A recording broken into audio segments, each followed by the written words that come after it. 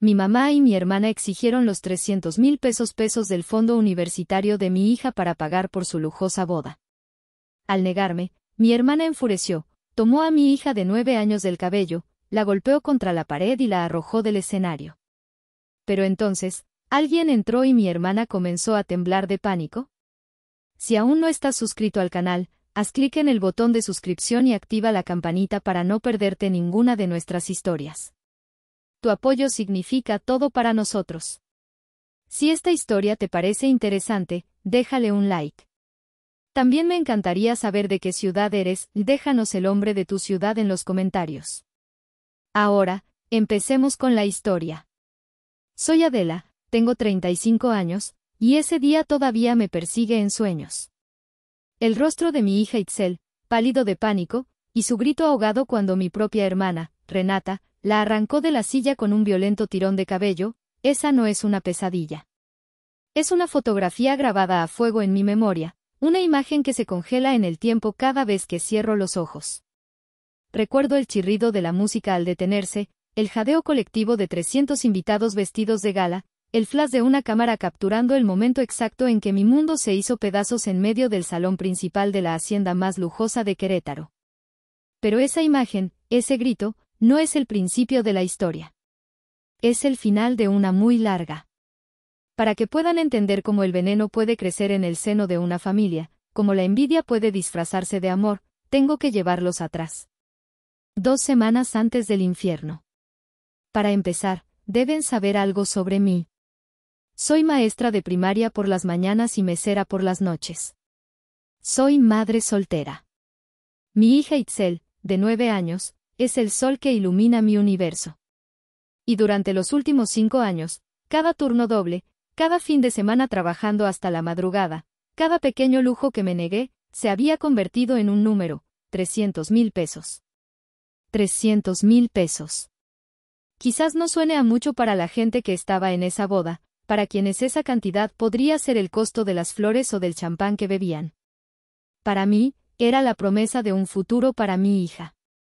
Eran los cimientos de su educación universitaria, la llave para un mundo de oportunidades que yo nunca tuve. No era solo dinero o era sudor, era sacrificio, eran las vacaciones que nunca tomamos, los zapatos que no me compré, las noches en que llegaba a casa tan exhausta que solo podía darle un beso a mi hija ya dormida. Era mi forma de decirle, tú importas más que nada. Nunca imaginé que mi propia familia me pediría que le pusiera un precio a esa promesa. Y mucho menos que intentarían arrancármela por la fuerza. Mi memoria no es un álbum de fotos familiares felices. Es más bien un museo. Un museo privado, lleno de pasillos silenciosos donde cada exhibición es un recuerdo perfectamente conservado de la indiferencia y el desdén. Permítanme darles un breve recorrido para que entiendan que la crueldad de ese día en la boda no fue un acto aislado, sino la culminación de toda una vida. La pieza central de esta sala es la imagen de mi pequeña Itzel, con 5 años recién cumplidos. Llevaba un vestido rosa que le había cosido yo misma y un gorrito de fiesta que se inclinaba cómicamente sobre su cabeza. Había pasado semanas ahorrando para esa pequeña fiesta en nuestro apartamento. Había globos, una piñata de estrella y un pastel de chocolate hecho por mí. Itzel estaba radiante, sus ojitos no dejaban de mirar hacia la puerta, esperando a su abuela Casilda y a su tía Renata. Ambas habían prometido venir. Claro que sí, mi vida.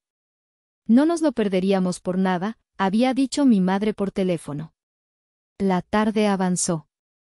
Los amiguitos de Itzel comieron pastel, rompieron la piñata y se fueron. Y la puerta nunca se abrió. A las 8 de la noche, con mi hija ya luchando por no quedarse dormida en el sofá, sonó el teléfono. Era mi madre. Su voz era airosa, despreocupada. Ay, Adela, lo siento tanto. Se nos pasó por completo. Es que Renata consiguió de último minuto unos boletos increíbles para el concierto de Luis Miguel y pues, ¿cómo decir que no? Ya le celebraremos a la niña otro día. Mientras Itzel lloraba en silencio en mi regazo, yo le mentí. Le dije que la abuela y la tía habían tenido una emergencia muy importante. Y me mentí a mí misma. Me dije que mi madre solo estaba distraída, que la próxima vez sería diferente. Siempre había una próxima vez en la que depositar mis esperanzas rotas. Avancemos unos años. La siguiente vitrina muestra una foto mía, con 25 años, vistiendo toga y birrete. Sostengo mi título de licenciada en educación primaria. Fui la primera, y hasta ahora la única, en mi familia en obtener un título universitario. Recuerdo el orgullo que sentí, una sensación cálida que quería compartir desesperadamente con ellas. Mi madre y Renata llegaron tarde a la ceremonia. ¿Ya mero acaba esto? Muero de hambre, fue lo primero que dijo Renata. Mi madre me dio un abrazo rápido, pero sus ojos estaban ocupados criticando mi vestido. Te hubieras comprado algo mejorcito, Adela. Pareces maestra de pueblo. No se quedaron para las fotos. Tenían una cita para hacerse las uñas. En todas las fotos de mi graduación, estoy sola. Y mientras las miraba esa noche, pensé, quizás cuando Renata se gradúe, entenderé lo que mi madre siente por ella. Quizás entonces me mirará con ese mismo orgullo. La última pieza de este recorrido es la más fría. Es un recuerdo auditivo, el pitido monótono de las máquinas en la sala de urgencias de un hospital público. Itzel tenía 7 años y sufrió un ataque de asma severo. Nunca la había visto así, luchando por cada bocanada de aire. El pánico me heló los huesos. Mientras los médicos la atendían, llamé a mi madre. Lloré. Le supliqué que viniera, que no podía soportarlo sola. Su respuesta, al otro lado de la línea, fue un balde de agua helada. Ay, Adela, siempre tan dramática. Seguro no es para tanto.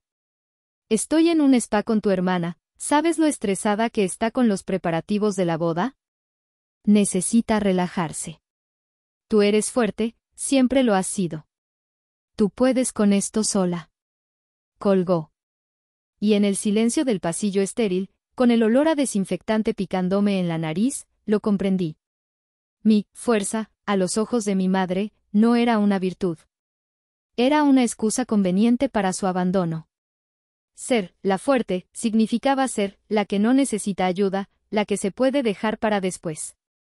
Esa noche, mientras sostenía la manita de mi hija dormida en la camilla del hospital, algo dentro de mí comenzó a endurecerse. El museo de mi memoria había cerrado sus puertas a nuevas esperanzas. Pero, tontamente, no le puse el cerrojo final. Dejé una pequeña rendija abierta, esperando un milagro. Un milagro que, por supuesto, nunca llegó. El anuncio del compromiso de Renata con Julián de la Vega fue como un evento nacional en nuestra pequeña familia. Julián no era cualquier hombre, él pertenecía a una de esas familias de Querétaro cuyo apellido significaba algo, cuyo dinero no era nuevo, sino heredado a través de generaciones. Mi madre, Casilda, estaba en éxtasis. Finalmente, su hija dorada le daría el estatus social que ella siempre había anhelado.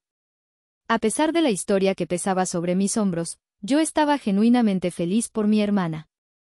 Quería que fuera feliz. Quería, quizás de forma ingenua, que este nuevo capítulo en su vida limara las asperezas entre nosotras. Y por un breve y dulce momento, casi me convencí de que era posible. Sucedió un domingo por la tarde, unas semanas antes de la boda. Renata apareció en mi pequeño apartamento sin avisar. Fue una sorpresa. Rara vez nos visitaba, y nuestro hogar era demasiado modesto para su gusto. Pero ese día llegó con una sonrisa radiante, cargando una bolsa de una pastelería francesa carísima para Itzel y un ramo de flores para mí. Mi hija, que adoraba a su tía a pesar de todo, corrió a abrazarla. Nos sentamos en mi pequeña sala, y Renata, por primera vez en años, pareció interesada en mi vida.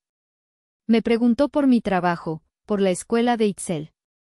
Habló de lo estresante que era planear una boda tan grande y, en un raro momento de vulnerabilidad, confesó lo intimidada que se sentía a veces por la familia de Julián.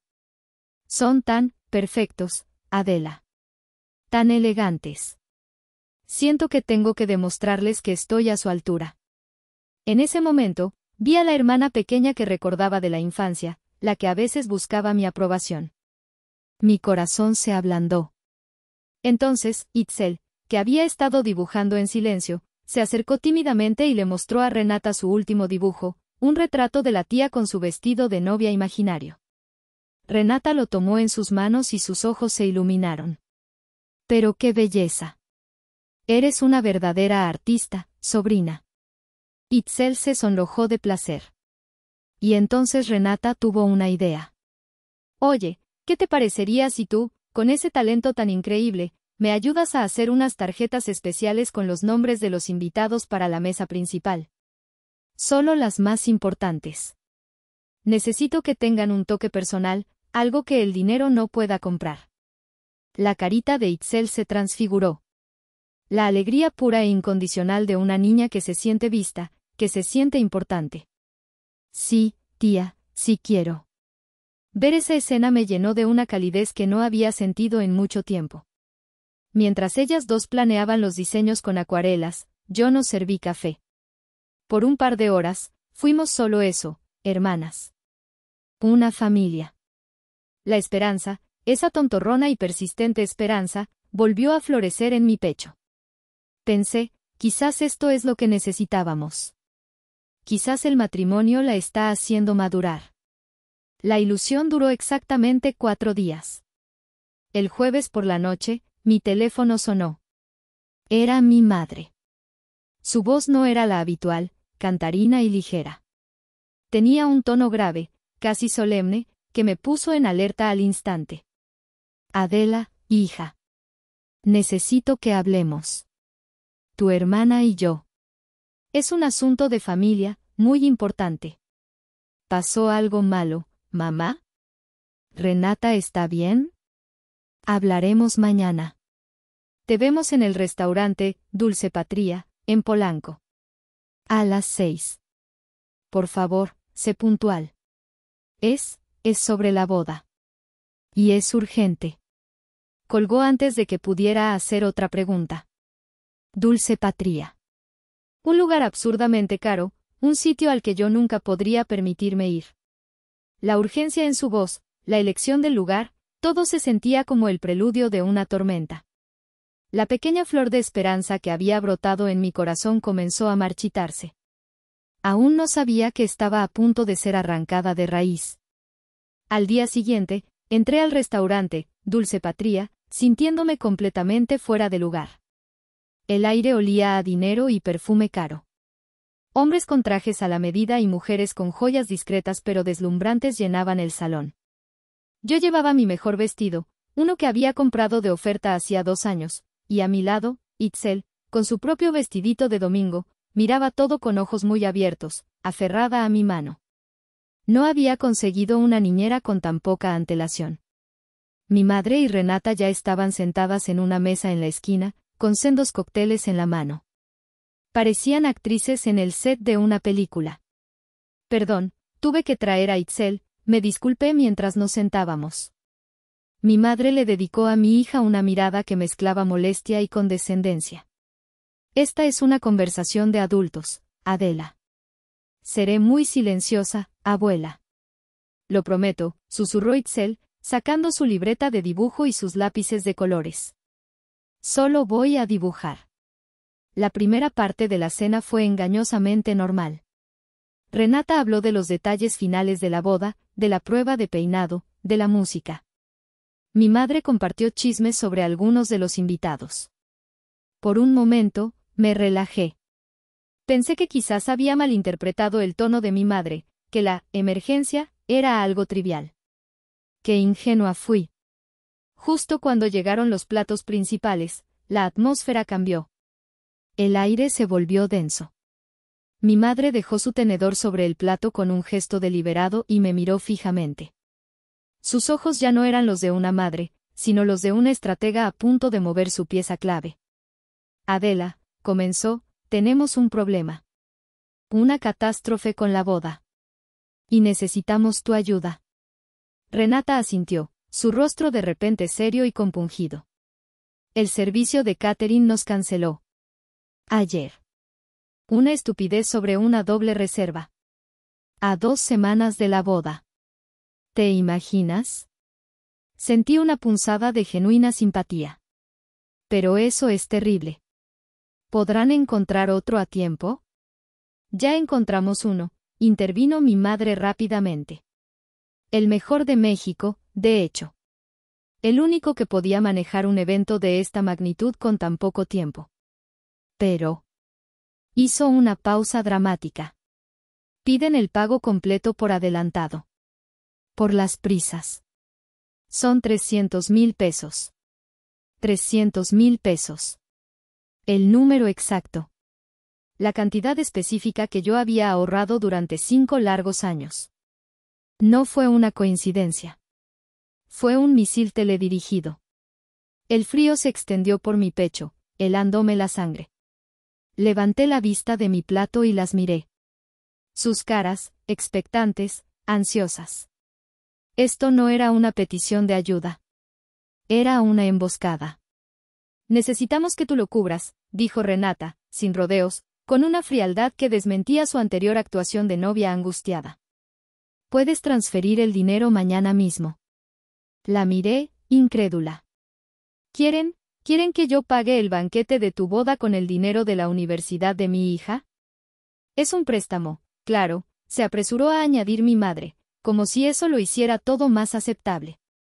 Julián y Renata te lo devolverán en cuanto vuelvan de la luna de miel. ¿Por qué no puede pagarlo Julián? ¿O su familia? ¿O tú, mamá? ¿O incluso Renata, con su sueldo increíble? Pregunté, mi voz un susurro tenso. Renata rodó los ojos. Por favor, Adela, no seas simple. Julián ya pagó la hacienda, que costó una fortuna. Mi mamá cubrió las flores y la orquesta. Yo estoy pagando todo lo demás. Ya todos hemos puesto muchísimo dinero. Esto es un imprevisto. Pero 300,000 pesos es todo lo que tengo, insistí, sintiendo como el pánico comenzaba a subir por mi garganta. Es el futuro de Itzel. Mi madre extendió su mano sobre la mesa y me dio unas palmaditas condescendientes. Ay, hijita. La familia es primero. Renata solo se casa una vez. Itzel no necesitará ese dinero por años. Tienes tiempo de sobra para ahorrar de nuevo. ¿Y si no me pagan de vuelta? Pregunté, aunque ya sabía la respuesta. Renata pareció ofendida. Claro que te pagaremos. Eventualmente. Cuando nos establezcamos. Es el día más importante en la vida de tu hermana, añadió mi madre, su voz adquiriendo un tono de reproche. Es solo dinero, Adela. Además, si es necesario, Itzel siempre puede pedir un crédito estudiantil, como hace la mayoría de los chicos. Noté que Itzel había dejado de dibujar. Nos miraba con sus grandes ojos, sin entender las palabras, pero sintiendo la tensión como un animalito asustado. Quiero ayudar, dije finalmente, eligiendo mis palabras con cuidado. De verdad que sí. Pero no puedo vaciar la cuenta de mi hija. Podría darles $1,000, lo que tengo de mis ahorros personales. Pero no 300,000 pesos. El rostro de Renata se endureció, convirtiéndose en una máscara de hielo. Es todo o nada. El nuevo servicio no acepta pagos parciales. Entonces lo siento, respondí, mi corazón latiendo con fuerza. Pero no puedo hacerlo. La expresión de mi madre se volvió gélida. Me miró como si fuera una extraña, una decepción. Siempre has sido una egoísta, Adela. Siempre pensando en ti primero. Cuidar el futuro de mi hija no es egoísmo, contraataqué, mi voz temblando ligeramente. Renata se levantó de golpe, arrojando su servilleta de lino sobre la mesa. Bien. Como quieras.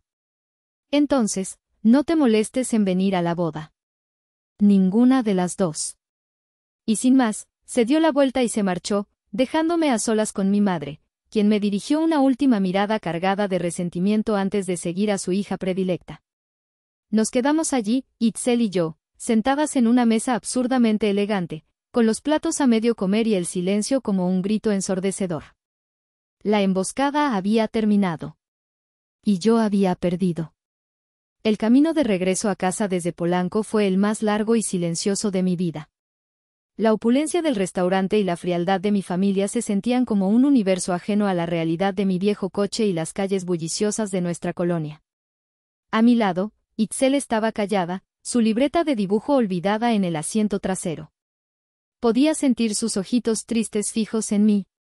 Finalmente, su vocecita rompió el silencio.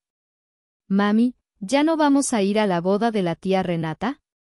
Tragué el nudo que tenía en la garganta. «No lo sé, mi amor.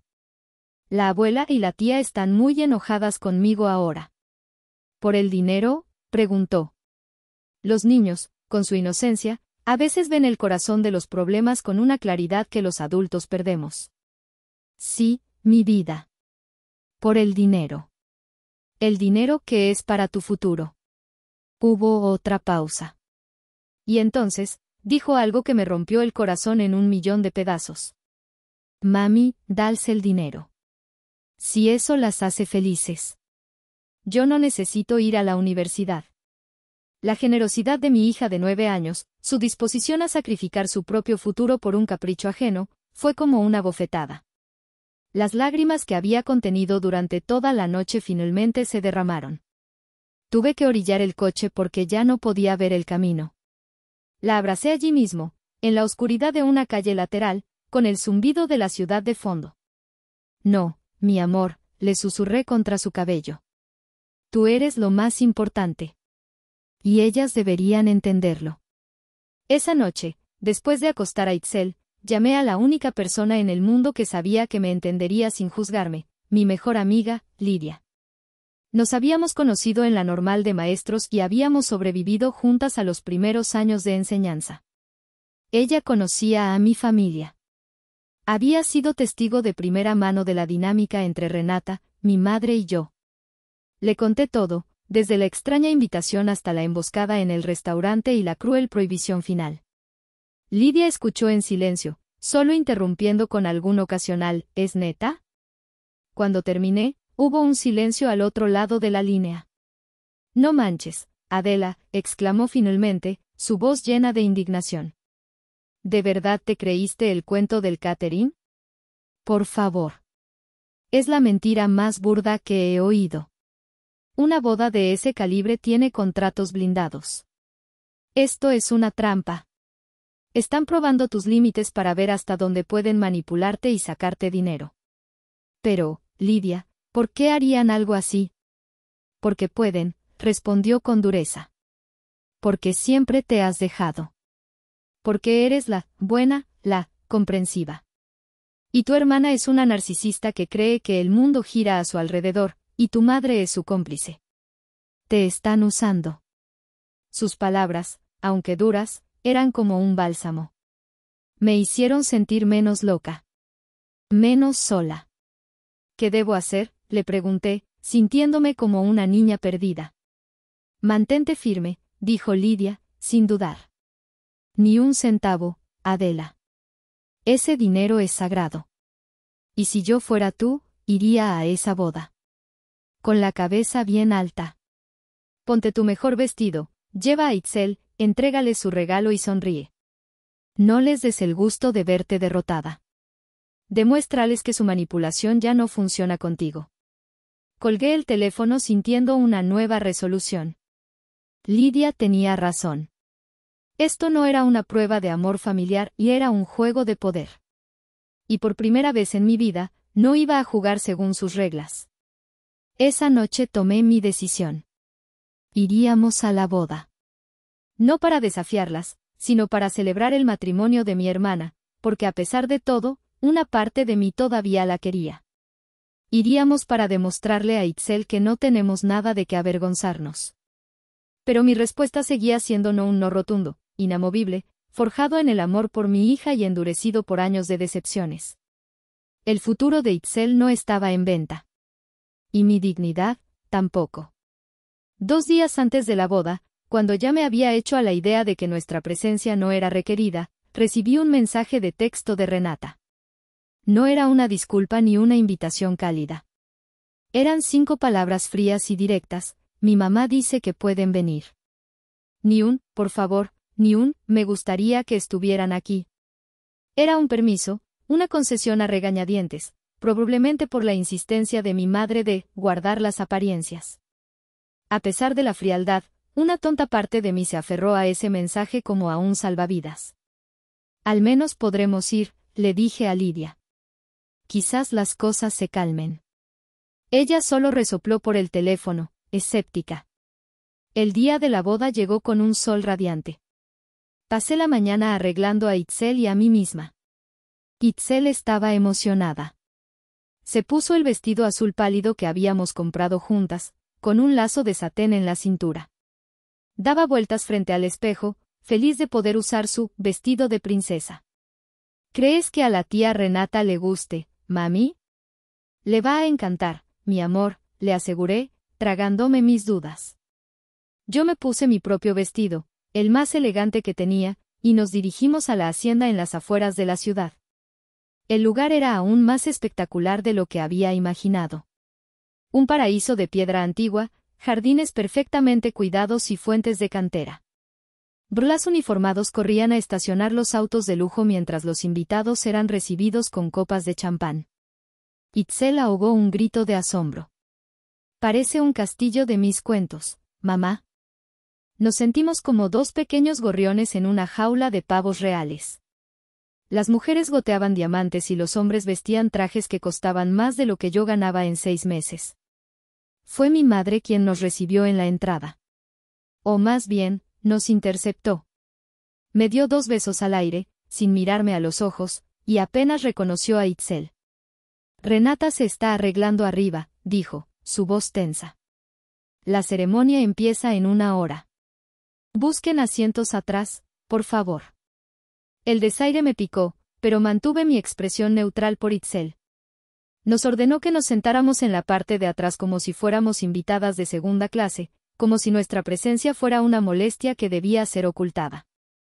Mientras esperábamos, deambulamos por los jardines. Todo era un despliegue de opulencia, arreglos florales masivos, candelabros de cristal, un pastel de bodas de 6 pisos adornado con hojas de oro. Cada detalle gritaba, dinero, haciendo que la supuesta crisis del catering pareciera aún más ridícula y ofensiva. Finalmente, encontramos nuestros asientos. No en la última fila, como había sugerido mi madre, pero sí en una sección lateral, con otros parientes lejanos que apenas conocíamos. La familia de Julián, los de la Vega, ocupaban las primeras filas. Eran la imagen de la elegancia y el poder discreto. Fue entonces cuando las escuché. 2 de las damas de honor de Renata, 2 chicas que conocía vagamente, estaban de pie cerca de nuestra fila, hablando en susurros que no eran lo suficientemente bajos. «¿Puedes creerlo de su hermana?», dijo una, lanzando una mirada disimulada en mi dirección. «Lo sé, qué horror», respondió la otra. Renata me contó que está súper resentida porque ella es una fracasada, una simple maestra, y no soporta ver el éxito de Renata. Aparentemente, le pidió dinero prestado a Renata hace poco y como no se lo dio, se enojó y se negó a ayudar con la emergencia del banquete por puro despecho. ¡Qué envidiosa! Pobre Renata, tener que lidiar con eso en su propia boda. Sentí que la sangre me subía a las mejillas, quemándome por dentro.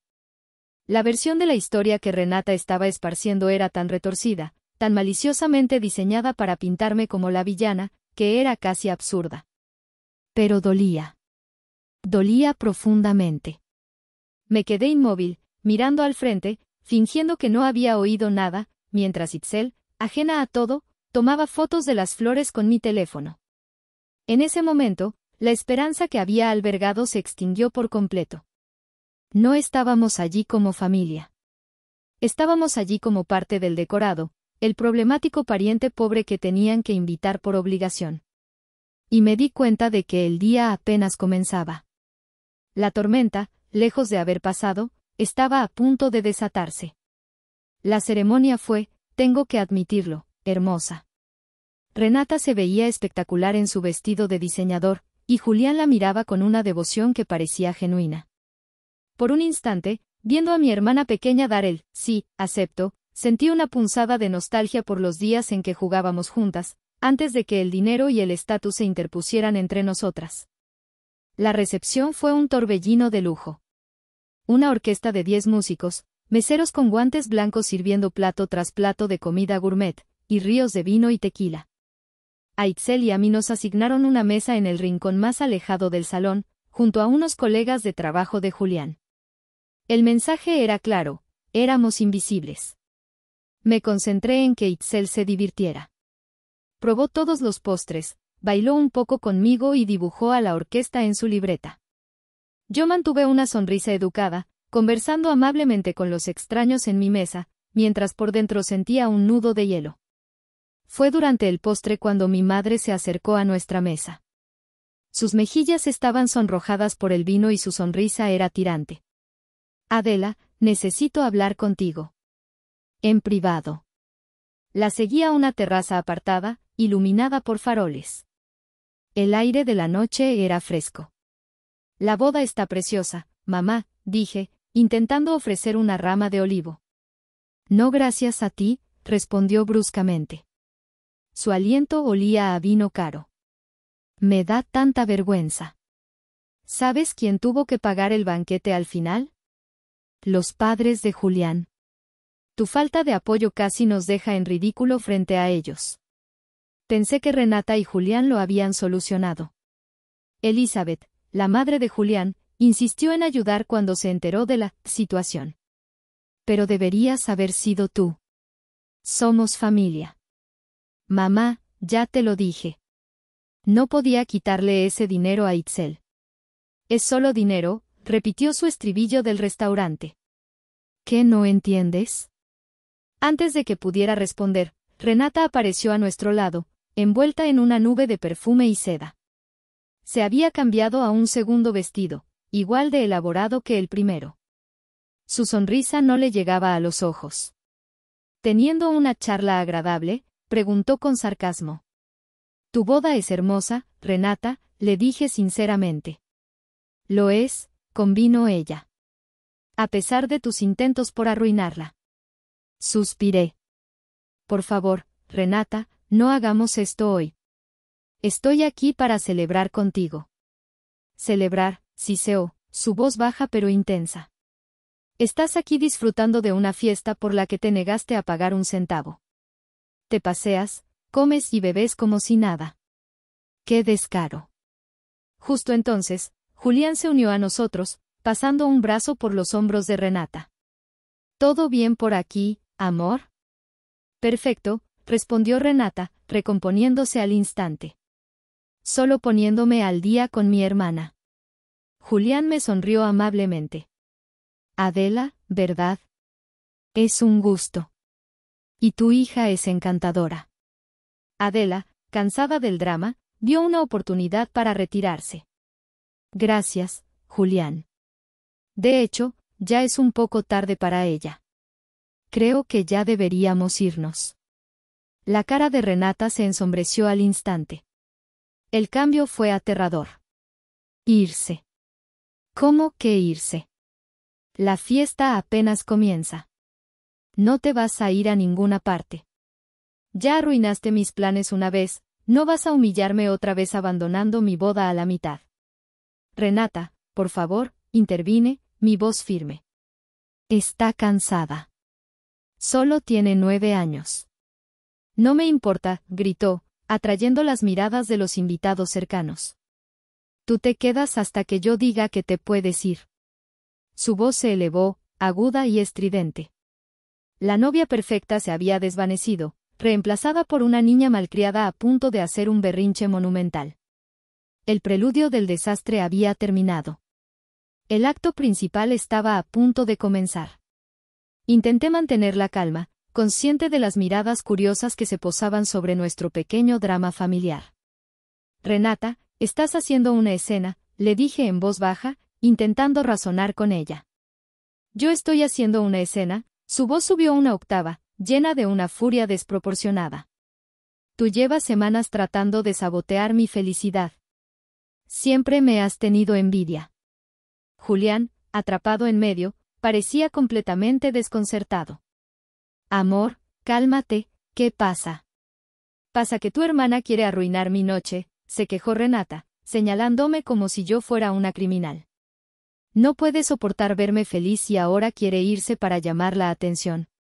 Solo quiero llevar a mi hija a casa, está cansada, le expliqué a Julián, sintiendo cómo se me agotaba la paciencia. Él, siendo un hombre razonable, asintió. Claro, lo entiendo, las fiestas pueden ser agotadoras para los niños. No, gritó Renata, su rostro contorsionado por una ira que me asustó. Ellas se quedan.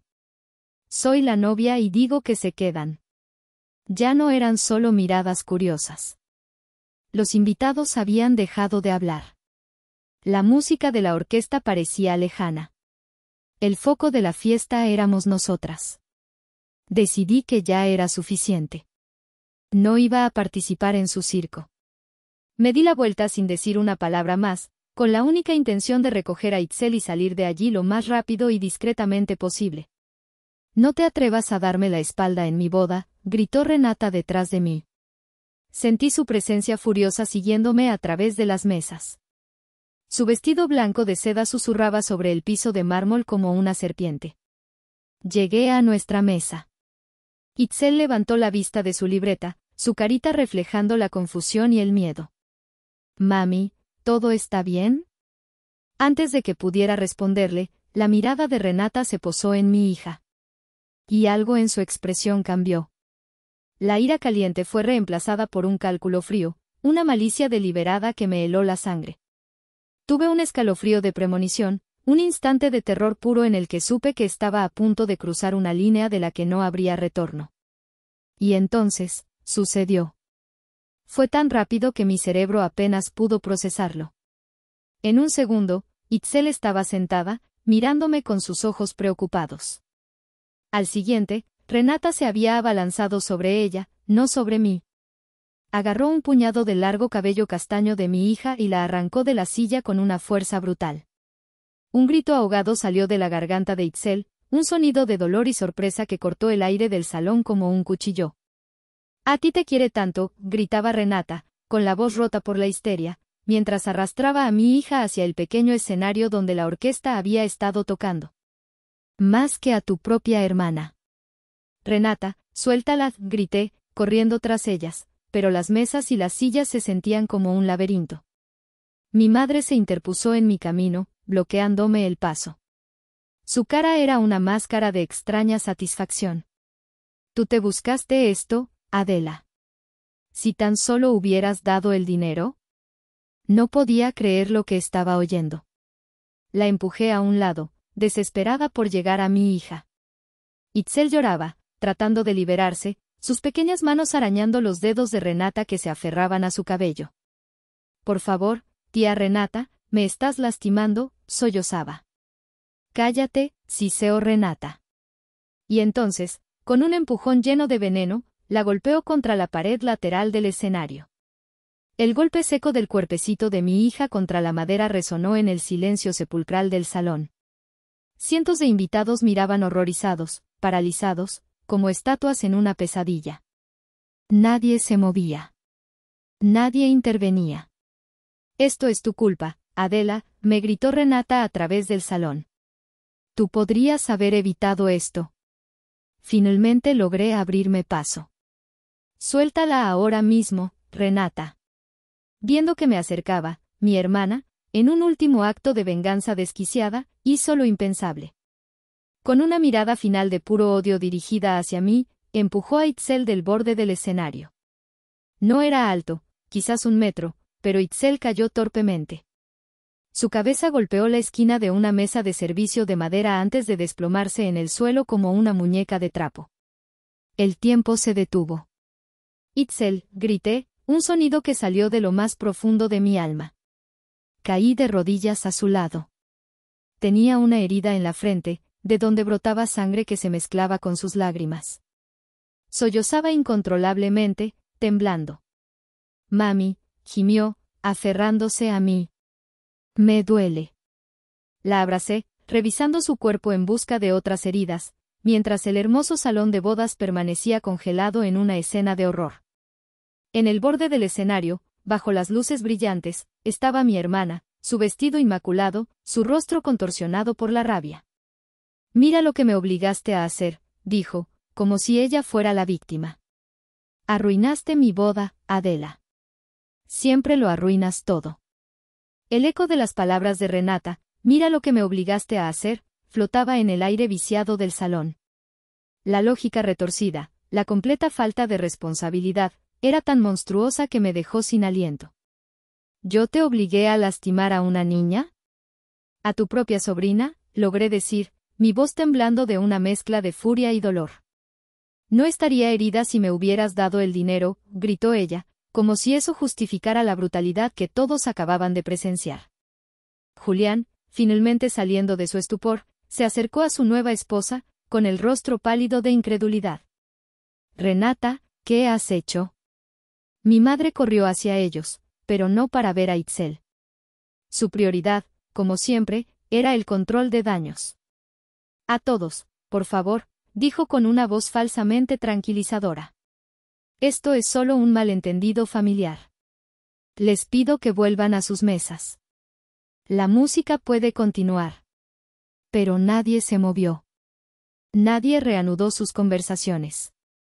Los músicos se miraban entre sí, con los instrumentos en silencio. Yo ignoré el caos. Mi universo entero se había reducido al pequeño cuerpo tembloroso en mis brazos. La herida en la frente de Itzel no parecía profunda, pero sangraba de manera constante. Lo que más me asustó fue la mirada vidriosa en sus ojos. Me siento mareada, mami, susurró. Un miedo helado se apoderó de mí. Necesita un médico, anuncié en voz alta, mirando desesperadamente a la multitud de rostros anónimos. ¿Hay un doctor aquí? Renata ahora discutía acaloradamente con Julián, gesticulando salvajemente. Está fingiendo para llamar la atención. Adela siempre ha estado celosa de mí. Y justo cuando estaba a punto de gritar pidiendo ayuda de nuevo, las altas puertas dobles del salón se abrieron de golpe con un sonido decisivo. El salón, ya silencioso, se quedó completamente inmóvil. Renata, que estaba en medio de una diatriba, se detuvo abruptamente. El color desapareció de su rostro. No, susurró, una palabra apenas audible. Me giré para ver quién había provocado tal reacción. En el umbral se encontraba una mujer alta y elegante, vestida con un traje de chaqueta de seda azul marino. Era Elena de la Vega. La madre de Julián. La magistrada. Aparentemente, había salido para hacer una llamada y regresaba para encontrar la recepción de su hijo convertida en una escena del crimen. Sus ojos agudos, inteligentes, recorrieron la escena en una fracción de segundo, Renata en el escenario, lívida, y mi madre, tratando de minimizar el desastre, y Julián, paralizado por la conmoción, y finalmente, yo, arrodillada en el suelo con mi hija herida y sangrando en mis brazos. Las manos de Renata comenzaron a temblar. Por primera vez en toda la noche, en toda su vida, mi hermana parecía tener miedo. Miedo de verdad. Sin dudarlo un instante, la señora Elena entró en el salón. Su sola presencia comandaba un respeto inmediato. El murmullo de los invitados cesó por completo. ¿Qué está sucediendo aquí?, preguntó. Su voz era tranquila, pero cortaba el aire con la autoridad de un bisturí. Nadie habló. Parecía que todos contenían la respiración. Señora Elena caminó directamente hacia nosotros, arrodillándose a mi lado sin importarle su costoso atuendo. Soy Elena de la Vega, la madre de Julián. ¿Su hija está herida? Sí, logré decir, con la voz rota. Mi hermana la empujó del escenario. Se golpeó la cabeza. La expresión de la señora Elena no cambió, pero algo en sus ojos se endureció hasta convertirse en acero. Se inclinó hacia mí y dijo en voz baja, pero con una claridad escalofriante: soy magistrada del Tribunal Superior de Justicia Familiar. He pasado mi carrera protegiendo a niños de adultos que deberían cuidarlos. Sus palabras fueron un ancla en mi tormenta. Por primera vez esa noche, sentí que no estaba sola. La justicia, en su forma más formidable e inesperada, acababa de entrar en la habitación. Si llegaste hasta esta parte del video, significa que realmente te interesó la historia. Cuéntame en los comentarios qué opinas, escribe el número 1 para saber que estás aquí o dime desde qué parte de tu país me estás viendo. También puedes dejar cualquier pregunta y la responderé. La señora Elena tomó el control con una eficiencia escalofriante. Hizo una seña a un caballero mayor que se había adelantado. Doctor Marsal, ¿sería tan amable de examinar a la niña?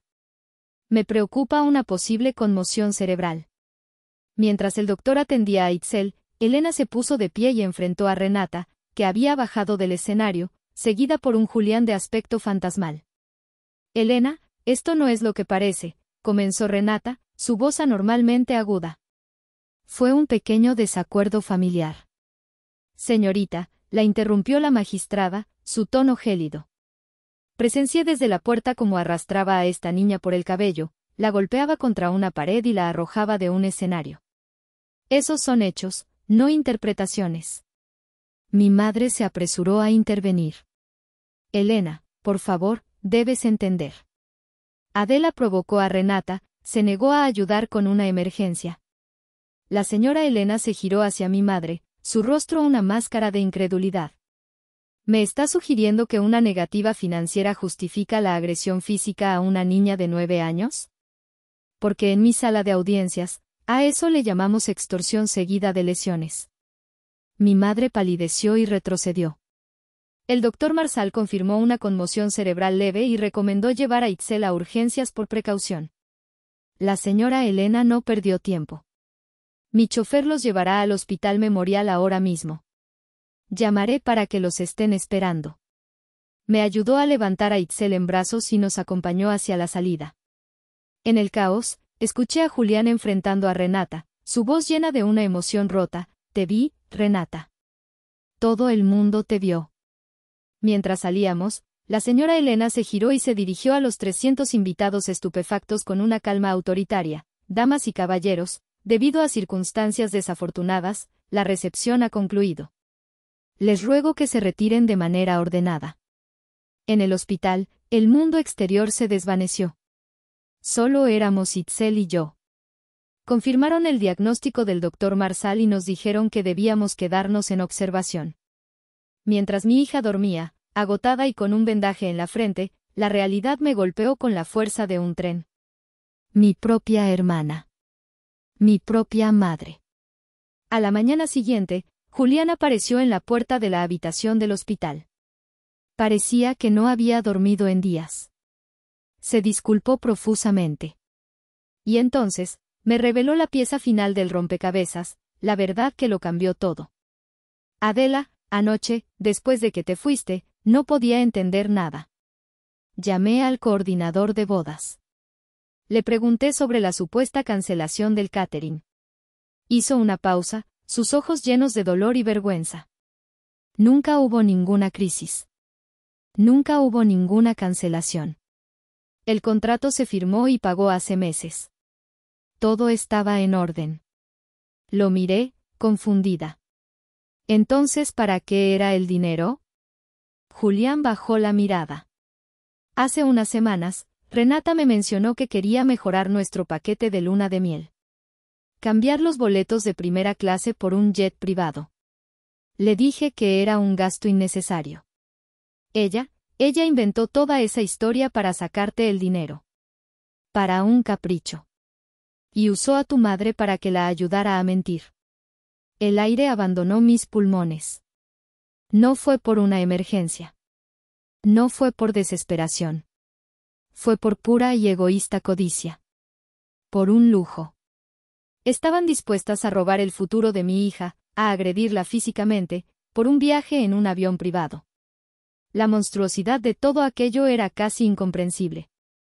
Y en ese momento, supe que nada, absolutamente nada, volvería a ser como antes. Los días que siguieron a la boda fueron un borrón surrealista. La señora Elena se convirtió en nuestro ángel guardián.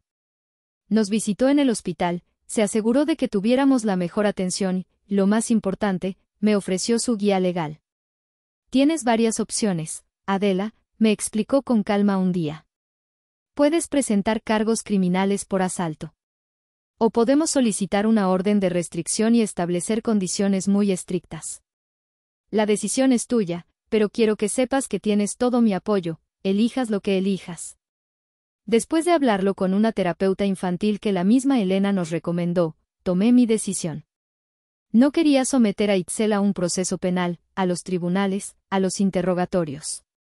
Elegí la segunda opción. Con la ayuda de los abogados de la señora Elena, solicitamos y obtuvimos una orden de restricción temporal contra Renata. Las condiciones eran de acero. Renata debía asistir a terapia de manejo de la ira y control de impulsos durante al menos un año. Debía escribir una carta de disculpa formal, asumiendo toda la responsabilidad por sus acciones, sin excusas ni culpas a terceros. Tenía prohibido cualquier tipo de contacto, directo o indirecto, con Itzel. Cualquier violación resultaría en acciones legales inmediatas. Julián, devastado por la verdad, apoyó cada una de las condiciones. Unas semanas después, me informó que había iniciado los trámites de divorcio. No puedo estar casado con alguien capaz de tal engaño y crueldad, me dijo. Mientras tanto, la señora Elena me hizo una oferta inesperada. Me habló de una fundación que ella presidía, una organización sin fines de lucro que ofrecía asistencia legal a familias de bajos recursos. Necesitan una administradora de oficina, me dijo. El sueldo es considerablemente mejor de lo que ganas ahora, y el horario te permitiría pasar todas las tardes con Itzel. Acepté sin dudarlo. El verdadero enfrentamiento, sin embargo, llegó unas semanas después. Mi madre apareció en la puerta de mi apartamento sin ser invitada. Su rostro estaba demacrado, pero sus ojos ardían con la misma indignación de siempre. Esto tiene que parar, Adela, declaró, entrando sin permiso. ¿Una orden de restricción? ¿Contra tu propia hermana? Has destrozado a esta familia. La Adela de antes se habría encogido, se habría disculpado, habría intentado calmarla. Pero esa Adela ya no existía. La miré, tranquila y firme. Y en ese momento, mientras la miraba, me di cuenta de algo profundo. Por primera vez en mi vida, no estaba buscando su aprobación. No me importaba si pensaba que yo era egoísta o cruel. El anhelo de 35 años por su validación se había evaporado en el momento en que eligió a la agresora por encima de la víctima. Me sentí libre. Mamá, dije, mi voz serena. Yo no destrocé a esta familia. La rompieron ustedes con sus mentiras y su violencia. Yo solo estoy protegiendo lo que queda de la mía, mi hija. Pero somos familia. Las familias se perdonan, sollozó ella. El perdón se gana, no se exige, respondí. Y empieza con la verdad y la responsabilidad.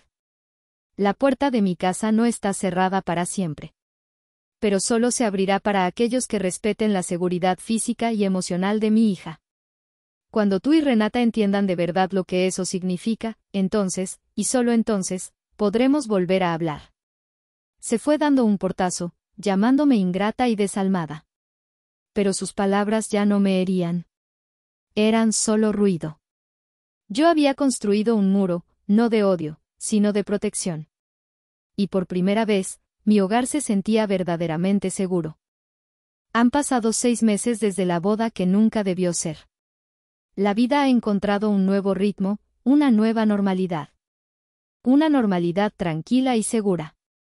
Itzel sigue en terapia, procesando lentamente el trauma, pero su risa ha vuelto a llenar cada rincón de nuestro pequeño apartamento. Su talento para el arte ha florecido, y ahora sus dibujos están llenos de colores brillantes. Mi nuevo trabajo en la fundación me llena de un propósito que no sabía que necesitaba. Ayudar a otras familias a navegar por crisis me recuerda constantemente lo afortunada que fui de tener a alguien como la señora Elena de mi lado. Ella y Julián se han convertido en una presencia constante y cálida en nuestras vidas. No son un reemplazo, son algo nuevo. Son la prueba de que, a veces, la familia no es la que te toca por sangre, sino la que eliges por el corazón.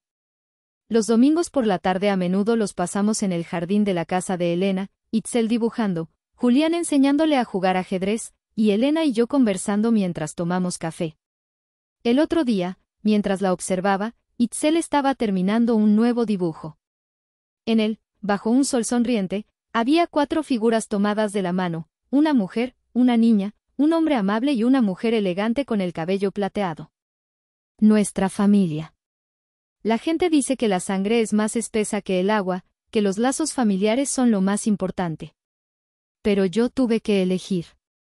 Elegí la paz por encima del conflicto. Elegí la bondad por encima de la sangre. ¿Eso me convierte en una mala hija, en una mala hermana?